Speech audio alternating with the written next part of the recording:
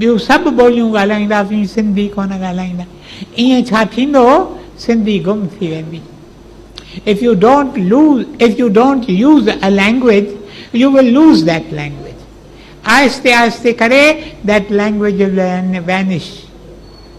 सिंधी ॿोलीअ में उहो खज़ानो अथव जंहिं खज़ाने जी मां सम्झां थो सॼी दुनिया खे ज़रूरत आहे। असांजो सिंधी साहित्य, असांजो सिंधी लिटरेचर, उन में नगेट्स ऑफ गोल्ड पिया आहिनि। अजाया वेंदा मुंहिंजा प्यारा भाउरो, मुंहिंजूं भेनरूं। इन करे पहिरीं वेनती मुंहिंजी तव्हां सभिनी जे चरणनि में आहे, अॼु खां ई वठी शुरू करियो। ॿार नंढड़ा ॾाढो सवलाई सां ॿोली सिखंदा अथव, ॾाढो सवलाई सां। उन्हनि खे 3 ॿोलियूं सेखारियो, 4 ॿोलियूं सेखारियो, सिखी वेंदा। ॿारनि सां घरनि में सिंधी ॿोलीअ में गुफ़्तगू करियो, ॿोलीअ खे ज़िंदा रखो।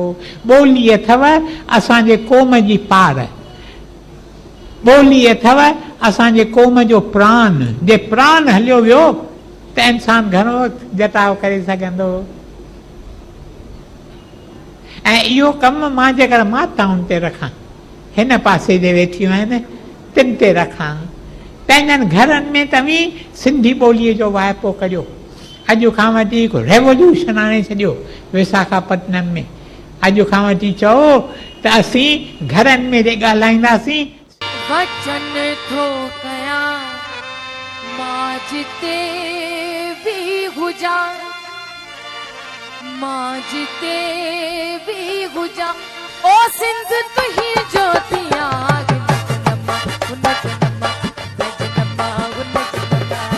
वचन थो करियां मां जिते बि